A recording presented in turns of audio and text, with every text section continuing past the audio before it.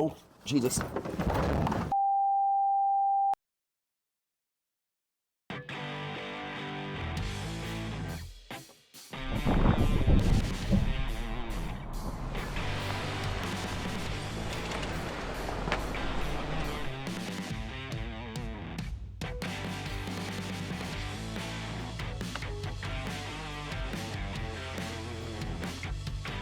Hey everybody, I am Kevin with Rhino Off-Road and welcome to the channel. I'm in my garage and as you'll see behind me, I have two rooftop tents.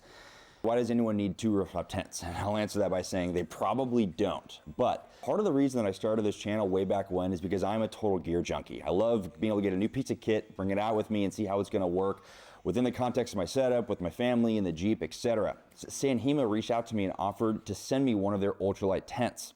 And though the tent looked awesome, what actually drew me to it was the design. And that is, unlike the iKamper that folds out, the Hima is a clamshell, so it just opens straight up. So when it comes to rooftop tents, you're gonna generally see two major designs out there. There are some variations, but by and large, the most popular is that of the clamshell design that you see here with this Hima. So again, this is the Hotham Lite by Hima. It's made out of Australia. The tent itself weighs in at about 135 pounds, which is definitely light. Now it is only lighter by about 30 pounds over that of the iKamper. So we'll talk about some pros and cons of that here in just a second. On the outside of the tent, they use 420D double ripstop Oxford fabric. It's definitely waterproof. I would say it's about on par with that of what is on the iKamper here. They do have a rain fly, which well protects the area of the main door so that maybe potentially you could keep just the rain fly open even during some rain or some snow, and it should keep you protected, although it is mesh on the sides. There's two rods that come with a clamshell design like this, generally speaking, and you really just need one for each side of the rain fly. Now, I actually love these rods. The iKampers are just straight up aluminum. They flex, but not nearly as much as these things do. They also are protected on both sides, so they're not gonna like rub metal to metal on the bottom of the tent. But you can easily put them in from the ground because these are really easy to reach.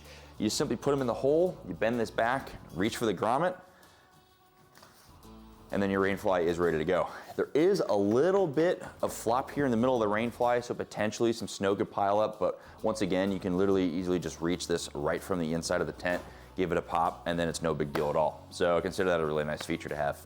For the basic design itself, the 5-inch thick top here will basically cover the entire contents of the canvas, the rain fly, etc. And then when closed, it makes a really nice flat surface, which is great for a low profile look that I absolutely loved when I had this mounted on the top of my Jeep. One of the features that I really love about the Hima here specifically compared to a lot of the other clamshells is that these gas struts, which spring the top open, are actually located on the interior side of the aluminum top. So this means that once this is closed, these gas struts are totally hidden and you're not gonna see them. So once you arrive at camp, you open the tent up, you can basically take this ladder, which is awesome because it's nice and black and powder coated. Again, just a cool look to it. Clip it onto either one of these sides, fully extend it, and then you're good to go. Unlike the iKamper design, which we'll look at in a minute, where the ladder actually supports part of the fold-out structure, this ladder isn't really structural at all. So it's really just there to support your weight as you're climbing up. But one of the awesome features about this tent is also one of its greatest weaknesses when it comes to my setup, because this tent is so perfectly formed to the roof rack that the ladder will not actually extend out over the side of my Jeep. So that means I can't even use this to get into the tent. What I end up having to do is essentially hold my 5-year-old my arm, climb up the ladder that I thankfully have mounted on the right-hand side, get up to the tent that way. It's not a huge deal, but it is important to note that when you're finding something that is nice and fit to the form factor of your roof rack, you might have some limitations such as this. Now, when it comes to mounting this to the top of your roof rack, Hima basically gave you two rails which span the entire length of the rooftop tent. They also gave you a bag of hardware here, which is pretty nice. So they gave you these clamps and then a whole bunch of channel nuts, which will feed in through the bottom of the rail here and essentially allow you to adjust these things fore and aft so that they can clamp around some kind of crossbar or whatever your custom setup is. Unfortunately for me, I had the Rhino Rack Pioneer platform and I have these Maximus 3 brackets, which basically mean I have a super tight clearance between the top of my Jeep and the bottom of the roof rack. So what that meant is I couldn't use these. There's nothing around the Pioneer rack that I could get these around. So unfortunately, this setup didn't work for me. What I ended up actually doing was using the ladder connection, which I'm probably not supposed to do, and I was able to bolt this to the outside channels of the Pioneer platform, and that allowed me to secure this tent down. I used blue Loctite to ensure that they wouldn't back out. I had lock nuts, and then additionally I used a paint marker to constantly monitor whether this thing was loosening or not, and it never did. So I think it'll work for me, but again, sometimes with rooftop tents, you just have to get creative. You'll see on the side of the Hima, they also have channels so that you can mount things like traction boards to, or extra fuel tanks, that kind of thing. And again, it's an aluminum design, so don't have to worry about it cracking nearly as much as the plastic design that you usually see on the tents with the fold-out portions, such as the iKamper Skycamp that I have. All right, so looking at the interior, again, clamshell design is awesome for its low profile, but you are gonna lose quite a bit of space. Unlike the iKamper Skycamp 3.0, which is a Queen's Plus size mattress, this would barely pass for a twin, so it is definitely cozy. This mattress does leave a lot to be desired, and I don't blame them, to be honest. You can just only fit so much if you're gonna have it this thin. The other thing is that you're not gonna be able to store bedding up here like you can in the iKamper when it is closed. So if you have a lot of storage in your vehicle, may not be a big deal, but for me, having to bring a sleeping bag along and pack pillows and stuff like that into the Jeep just takes up room that, to be honest, I just don't really have. The other thing I noticed with a smaller design like this is it was much more prone to get condensation. We did leave the windows open and vented the second night, which helped it a bit, but this top here was totally soaked by the time we got up in the morning. So it's really just something to consider there. I'll climb in here just for a sense of scale. 0 out of 10, would not recommend. This is not very stable. But just to show you, I am 6 foot pretty much exactly. And I can lay down. However, it is very tight. So it's fine if you need to sleep up here. I don't know whether the move is to go head to the back or head over to the door. Just because of the protection from the elements, I prefer to probably be back this way. But again, I am pretty much right up against the wall here. All right, while I'm in here, a couple cool features that I really do like about the Hima. They have this organization built in to the ceiling, which is really nice. Ability to put your keys up here, your phone, any kind of books, stuff like that. Additionally, one thing that they have that the iKamper does not is a light up here. So you can plug in via USB. You have the option to switch between orange, white, some kind of blend, and then turn it off. Again, just a nice feature there. Didn't cost them much to put in. I really wish the iKamper had it, to be honest. I actually ended up having to install my own. So cool feature there, and I appreciate that they did that.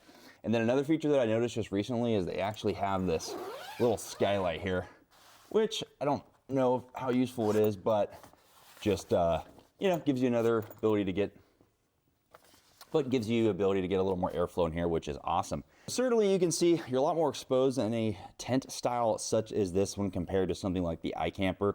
It's a lot more cozy. If you're a smaller person than I am, or you get a larger size clamshell, this might not be a big problem for you.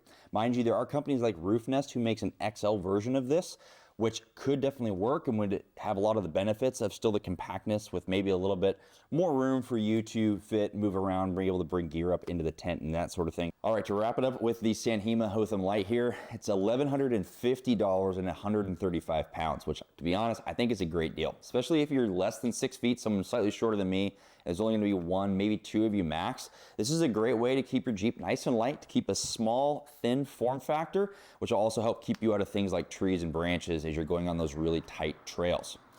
So that said, the clamshell might be a great option for you, but if you're someone like me with a family of 4, you might need something a little more substantial. And that brings us to the iKamper Skycamp 3.0. So let me crawl in.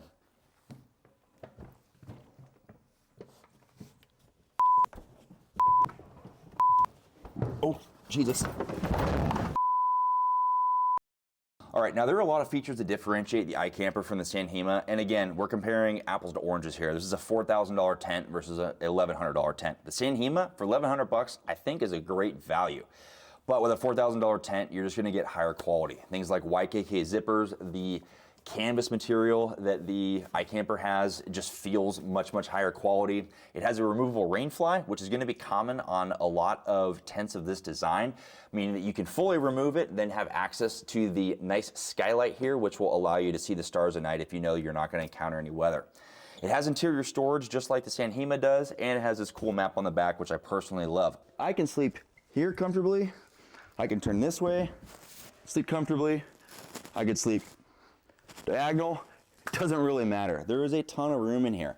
Now, really the topic of the hour here is this fold-out panel, and that's what makes this whole design unique. So the fold-out panel, again, the weight being fully rested on the ladder means that the ladder needs to be level as well and fully supported at camp. So if you find yourself parking on a slope of any kind, you need to make sure that you put rocks or something underneath so that this pop-up panel is fully supported. Now, the Hima has about a 41 by 80 inch interior. The iKamper, on the other hand, in length has 83 inches, and then in just the base alone has 53 inches. So it's already about 5 inches longer and 10 inches wider than that of the Hima. But when we add this fold-out panel, you'll see just how much we're gonna add here in width. About 30 inches, so about another 2/3 of the space, making this fit a full queen mattress, plus some room to, again, leave accessories, extra bags and things like that. So for families like us, where we have a couple of small kids, we can bring everything we need to change them up here. We can have the Mr. Heater Buddy. We have brought our dog up here in a small crate. It really makes a nice living space. Now, all that to be said, there are times where I wish I had a slightly smaller tent. So when I'm not going out with my family and it is just me, while it's awesome to have all this room for activities, you just don't really need it. Hashtag quote stepbrothers. It adds a lot to the setup and takedown time to have a tent like this, again, because once you fold this panel in, and that assumes I've already taken all my stuff out and I have the mattresses fully deflated, you have to tuck in all this tent fabric, which when you're doing it from the ground can be a little bit challenging. And then you have to fold this panel in, make sure all the fabric is settled in, then you have to pull the fiberglass top closed, and sometimes it doesn't like closing, and then you have to open it up again. So it definitely adds some time. I do really like the quick teardown time of the clamshell, and again, if I was only ever going out by myself, I would probably bias towards that design there. All right, so let's tie a bow on this. We talked about a lot of the features and differences between the fold-out design and the clamshell design of that of the Hima. One of the things that I really like about the Hima is the low profile and the relatively lighter weight. Again, it's 135 pounds. It's only 4.5 inches thick with a rock solid aluminum top. Unlike what's on the iKamper, even though they try to make it look nice and streamlined, it has the aerodynamics of a brick. So when you're on the highway, you're gonna feel it. You hear the wind resistance, you feel the wind resistance, you see the loss of gas mileage. It adds about 11 inches at its thickest point to the top of the Jeep, which is significant. One of the really cool things that aluminum top gives you is the ability to mount solar panels to the top of it, as well as with the mounting channels that are along the sides. You can put your accessories, your extra fuel tanks, etc. Most times when you have the fold-out design such as what's on the iKamper, you are not going to be able to have mounting points on that fiberglass top. And then additionally, if you have a branch or something hanging down that really hits into that top, you could crack that pretty easily, and then you'd be doing some fiberglass repair, which plenty of people have done. There's plenty of videos online, so that is definitely a real concern. I think the one that makes the most sense for you is the one that will fit your needs about 90 to 95% of the time. What I mean by that is if 90 to 95% of the time you are going out by yourself or maybe with one other person, a clamshell design such as this, I think would be superior in most cases. And the reason that I say that is the simplicity for one. When it says this takes 30 seconds to set up and take down, they mean it. It is very, very quick. There's very little material to stuff in.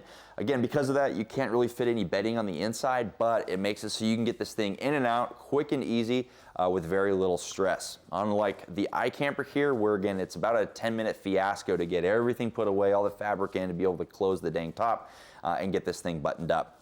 Now, all that to be said, am I getting rid of the iKamper? Well, no.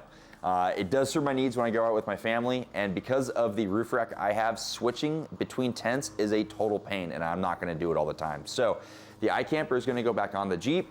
The Hima is gonna go to a buddy of mine, and I'm gonna let him try it out. It's his first foray into rooftop tents, so I'm gonna let him try it out and see what he thinks. I hope you guys got something out of this. If you have experience with a different style of rooftop tent, or you've had experience of switching from one to the other, I'd love to hear about it. Throw it in the comment section below there. If you got something out of this, hit the subscribe button. I am Kevin with Rhino Off Road, and I will see you on the next one. Thanks for watching.